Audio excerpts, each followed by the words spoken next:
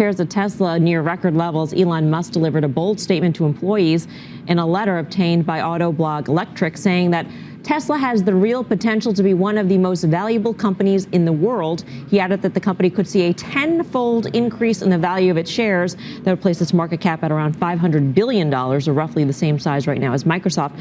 How likely is this? Could we imagine a day when Tesla could be among the world's most valuable companies? I know Tim says no. Let's talk about the shorts for a second. You know, anybody that thinks that they can model the future in Excel is lying to themselves and their investors. No, you mean with Tesla in particular, but you could probably say that. No, I think it's true with every company. And so if some analyst somewhere decides that cell D37 in Excel means that you can be short this company, they're lying to themselves. You don't believe financial modeling has any real, there's no real basis in it? I think financial modeling is extremely valuable after you've built a logical model. It's only an issue if they can't tap the capital markets, but at every step they have been able to tap the capital markets and trade higher off the back of a capital raise. It's a great point, and the reason is because the consumer demand is there, and frankly, it's just unmitigated. You cannot stop it. That is a runaway freight train, and every time we use a financial model to try to get in front of consumer demand, you lose, right? Misunderstood Amazon, misunderstood Google, misunderstood Apple, misunderstood Facebook, and all of those things were seeded on top of massive consumer demand, and I think this company is very similar to that ilk. Hey, I'm Stephen and this is Solving the Money Problem. If you're new, welcome. If you're not, welcome back. So in this video, we're jumping in my time machine, heading back a couple of years to see if we can pick up a few lessons in how not to misunderstand investment opportunities, how not to allow your ego, your hubris and your preconceptions to blind you to enormous opportunities, how not to be a moron, and in fact, how to actually look at opportunities without discarding them prematurely. So let's get into the video. But first, hey guys, if you live in the US and you'd like to help out the channel and get up to 4 free stocks, check out the link in the description to WeBull. If you open a new account, you'll get 2 free stocks between $2.50 and $250 each just for opening an account. And if you deposit $100, you'll get a further 2 free stocks valued between $8 and $1,600 each. That is an obnoxiously good return on your investment. I mean, really, deposit $100 and you'll end up with, at minimum, $21 worth of stocks, a 21% ROI on your money. And if you're in Australia, the UK or New Zealand, you can get a free stock with stake also using the link in the description. Let's get back to it. Shares of Tesla near record levels. Elon Musk delivered a bold statement to employees in a letter obtained by Autoblog Electric, saying that Tesla has the real potential to be one of the most valuable companies in the world. He added that the company could see a tenfold increase in the value of its shares that would place its market cap at around $500 billion, or roughly the same size right now as Microsoft. Spoiler alert. 3 years later, Tesla's market capitalization now around $800 billion. The world now finally seeing that potential that Elon Musk said was very real. Remember, I mean, this wasn't Elon saying, hey, there's a very, very outside chance that possibly maybe one day really in the distant future, Tesla might be worth a little bit more. Elon Musk literally said Tesla has a real possibility of becoming one of the world's most valuable companies. Today, it is. So I just want to point out a couple of things. The first is that if you don't really understand the character of Elon Musk, who, just for the record, I've watched everything he's ever said, I've read everything he's ever said, all of it, he's a fundamentally honest person. And if you don't also recognize that Elon Musk has a fucking gigantic brain and a track record of executing on things he said he'd like to execute on, if you don't understand these core things about Elon Musk, it's very easy to be dismissive of claims that he makes, things that to you, with your biases and preconceptions, sound absolutely ridiculous. We'll get to see a great example of this from our good friend over on CNBC, Tim Seymour, in just a moment. How likely is this? Could we imagine a day when Tesla could be among the world's most valuable companies? I know Tim says no. Grasso, what do you say? I think it can. And first of all, preface it, well, let's go backwards. Guy Adami always points out short interest in the stock. It's above 25% short interest, so that always adds to the goosing effect of the market action. But when you really look at it, when you get a software update, this is buying a laptop, and I mentioned that. This is buying a laptop, and then if you could have a software update 6 months after you bought that laptop, you'd be good with that laptop again. No one else is buying cars. You're buying a computer when you're buying a Tesla, and I think that's what's working for him. He's all over the map. and he's growth. See, this is a company that's going to burn $2 billion here, and they're supposed to be getting to the place where they're going to start cranking out vehicles. I mean, this is to say that's going to be 10 times the market cap. I hear you. And this is a perfect example of hubris and how people have completely misunderstood Tesla and Tesla stock for years.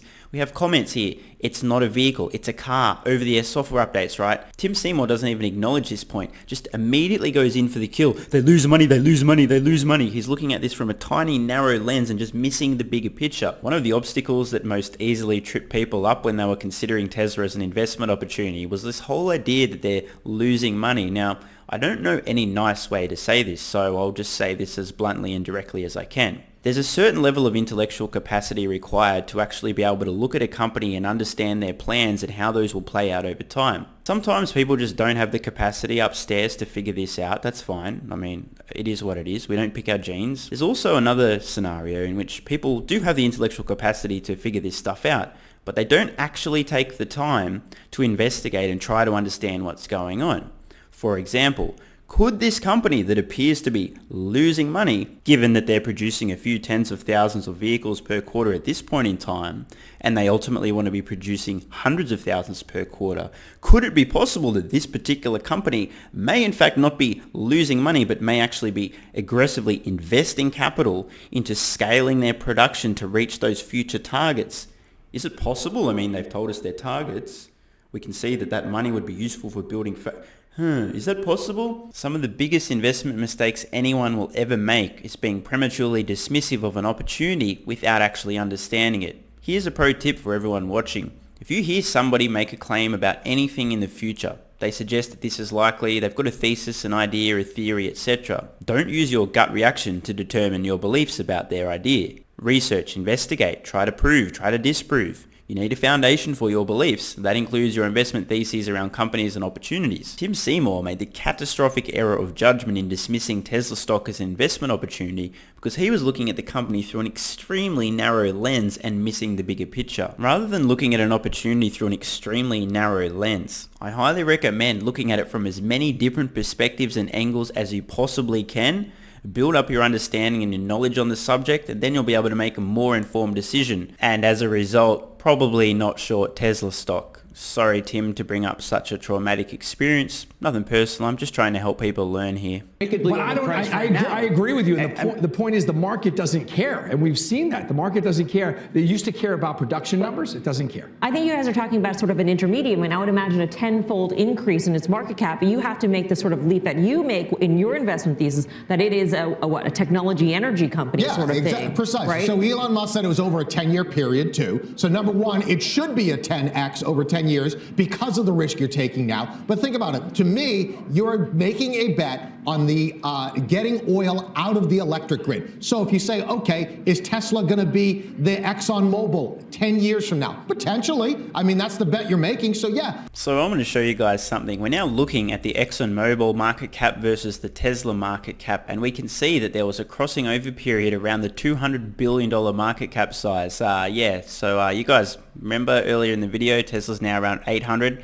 Literally double the height of this chart. Can't even get off the screen there to show you how far away that is, and that's where Tesla's at now. Again, this is the difference. Over in the dingbat corner here, you have somebody that's fixated. Oh, they can't make any money. I don't want to think about why they're not making money. Maybe they could be investing. No, I don't want to think about that. It hurts too much. And over on the I actually thought a little bit before I started speaking corner, you have somebody that's going, you know what? Tesla's actually going after this energy opportunity as well. And funnily enough, we're literally seeing this play out. The markets have now figured it out. We can see literally this is a great representation visually of the market starting to recognize the shift towards sustainable, renewable energy and transportation rather than fossil fuels, all in one picture. I don't think he's that far off on So it's the ExxonMobil, GM, Apple kind of company rolled up in one. Together, right. Now remember, now you've got a Steve Jobs-like person. Apple multiples, those are like 5 and 12. I mean, today you got to put a very, very, very giant number on the rest of it. It's also interesting But to you me could say the same thing about Apple, right? When Steve Jobs took over. You could have said the same thing. You can't imagine what it's going to be like. So to me, it's a venture capital type of play. Tim and Karen both making fatal errors here, looking at Tesla through an extremely narrow lens, not getting beyond that, not trying to even understand the perspective. Tim over here, super dismissive, they're losing money, I don't even care why, who cares, whatever. Karen, wait, they need crazy numbers to reach that. I don't even need to think about how they might reach those numbers. There's no way they will. Dismissed. Please don't be like these guys. And what a perfect segue into billionaire investor Chamath Palihapitiya. Absolute savage, extremely sharp guy, big Tesla bull, and somebody who's now going to explain how not to be Tim and Karen. Let's talk about the shorts for a second. You know, anybody that thinks that they can model the future in Excel is lying to themselves and their investors. No, you mean with Tesla in particular, but you could probably say that. No, I think it's true with every company. And so if some analyst somewhere decides that sell D37 in Excel means that you can be short this company, they're lying to themselves. I absolutely love this. Brilliant. Sell D37 is not the perspective through which you should be trying to assess any company or opportunity, especially when we're talking about disruption and innovation. Modeling has there's no real basis in it? I think financial modeling is extremely valuable after you've built a logical model.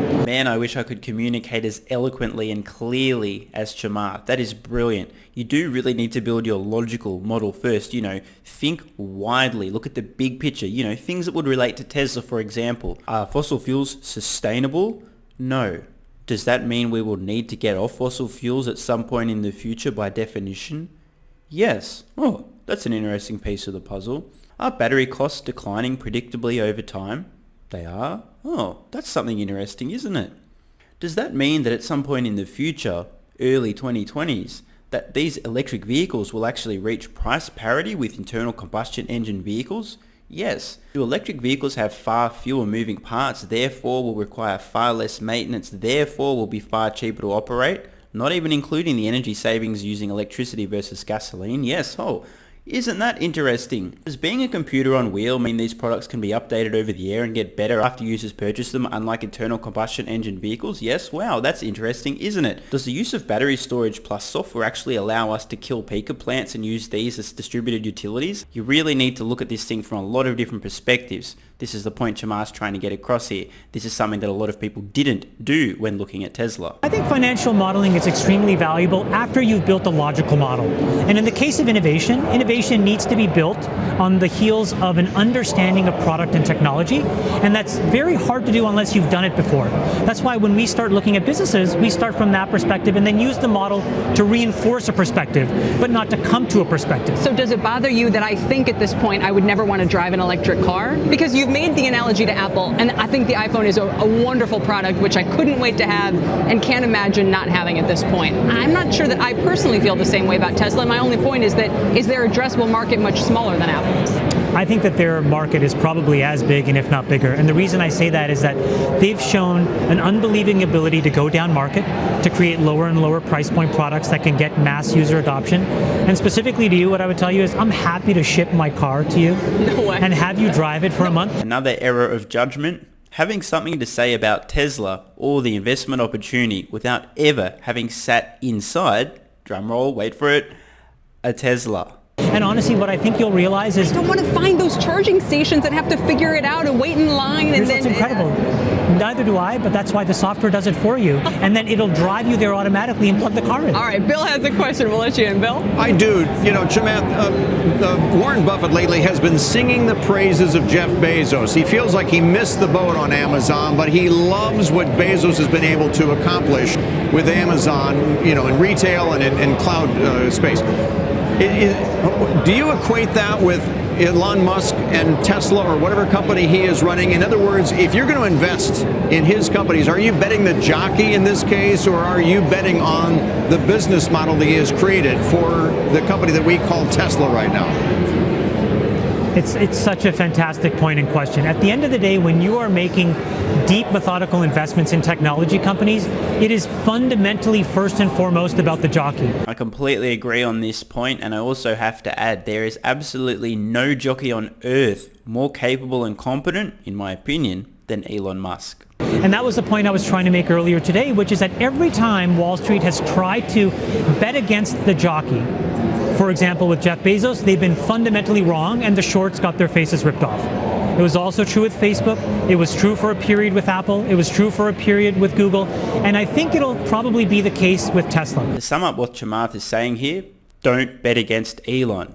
Ooh, damn, that'd make a really good shirt. Oh wait, I already did that. And by the way, guys, in all seriousness, thanks so much to everyone who's supporting the merch store. If you'd like to pick up your Don't Bet Against Elon t-shirt, there's a link in the description. And so I think that absolutely, this is a bet on a guy who is probably the closest thing to Thomas Edison we have in our generation. And you have to ask yourselves, why would we want to bet against a guy like this? Why would we not want to see his worldview come to shape? This is a deceptively important question here from Chamath.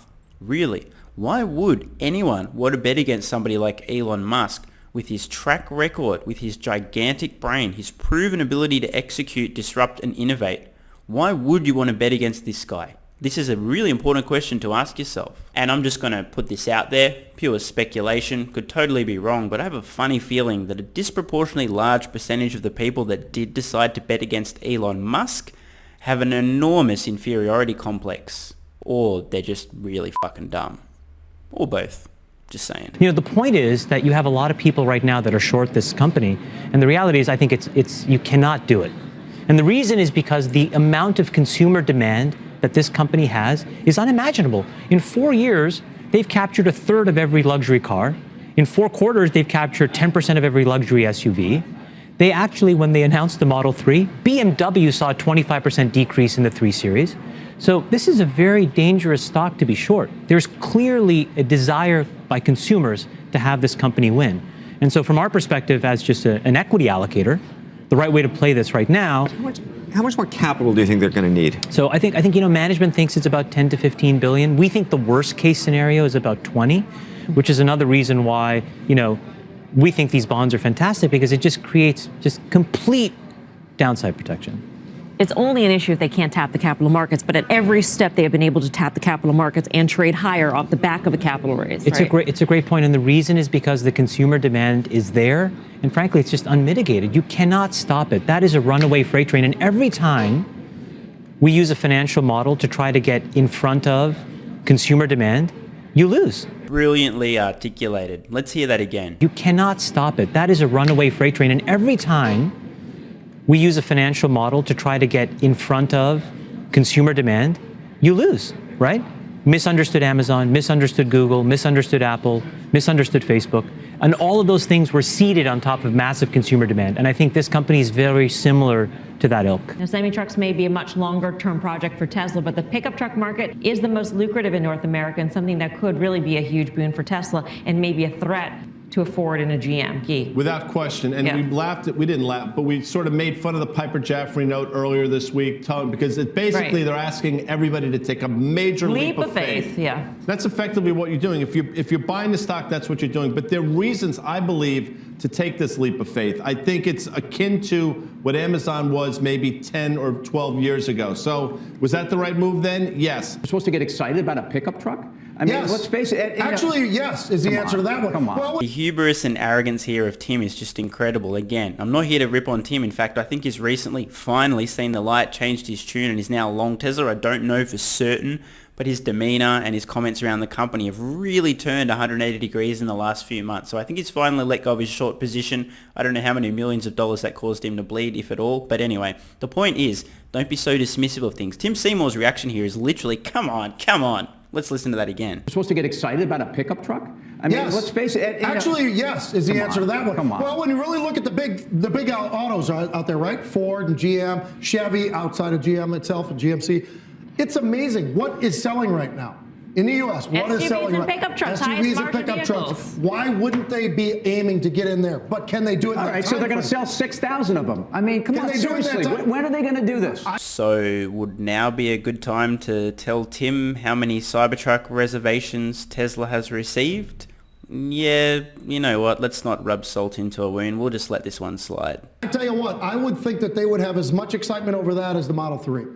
I don't know why they wouldn't, quite honestly. I mean, and again, I don't know if they can make one for what they said. I don't know that they can either. And this is a big problem. And I think it's important to remember that I think they delivered like 53,000 cars last year. Right. You know, I mean, so you're talking about they're going to have the Model S, they're going to have the Model X, they're going to have the Model 3, hopefully 400,000 of them and growing. Mm-hmm. Then you have all this other stuff, the semi-trucks. It seems like a lot to chew. It doesn't seem like it's something that they could do on their own, given their current manufacturing capabilities. Some faulty thinking and a severe lack of reasoning to wrap this this video up. I mean, really, the understanding I'm getting there from those comments, well, if Tesla isn't producing those kind of vehicles at those numbers today, it's not possible they could ever do that in the future, because it's not possible they could scale up their production capacity or learn anything about manufacturing. Makes sense. I hope you guys have enjoyed this video and learned a little bit along the way. The key takeaway here is quite simple. Don't be immediately or reflexively dismissive of opportunities or ideas. Don't base your beliefs on gut feelings and reactions and emotions.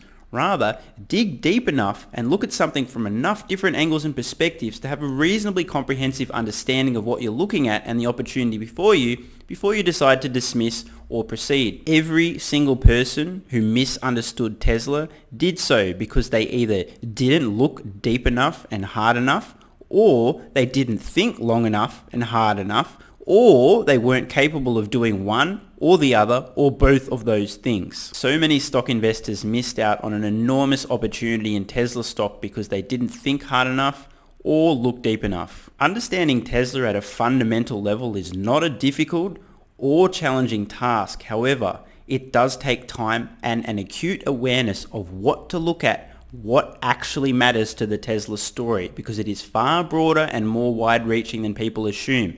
Tesla is not a car company. There's so much more to this story. That's why I urge everybody to really dig deeply before you dismiss opportunities, especially when they involve disruption and innovation. And just for fun, let me know in the comments below, were you one of those investors who was too dismissive of Tesla initially? You heard about the company, considered investing in the stock, but for whatever reason, you didn't really dig deep enough. You were looking at them through a very narrow lens and were dismissive of the opportunity. Or were you somebody that kind of got it and then kept digging and digging and digging until you got to the point where, okay, I get it, I'm investing. No judgment here, but I'm really curious because I know there's a lot of people on both sides here. Many of you heard about Tesla, really wish you invested years ago when you thought about it, but you bought into the FUD, thought they were going bankrupt, couldn't make money, thought Elon Musk was crazy. Well, he might be a bit crazy anyway, but whatever. Or were you somebody that really just said, you know what, there's something here, and just kept digging. Let me know in the comments below. I'm Stephen Mark Ryan. This is Solving the Money Problem, and I love you all. And don't forget, if you live in the US and you'd like to help out the channel and get up to 4 free stocks, check out the link in the description to WeBull. If you open a new account, you'll get 2 free stocks between $2.50 and $250 each just for opening an account. And if you deposit $100, you'll get a further 2 free stocks valued between $8 and $1,600 each. And if you're in Australia, the UK or New Zealand, you can get a free stock with stake also using the link in the description. Thanks so much for watching. Let me know your thoughts in the comments below. And of course, if you have any ideas for future videos, let me know. I read all your comments. P.S. If you're still watching, you're awesome. If you'd like early access, exclusive videos, regular Q&As, our private Discord server and more, consider supporting the channel at patreon.com/solvingthemoneyproblem so I can keep creating content for you guys. There's a link in the description. You can now also become a member of the channel for some exclusive perks. To learn more, click the join button next to subscribe. And don't forget to check out our merch store. Either way, the best form of support is you being here and watching, so thanks again.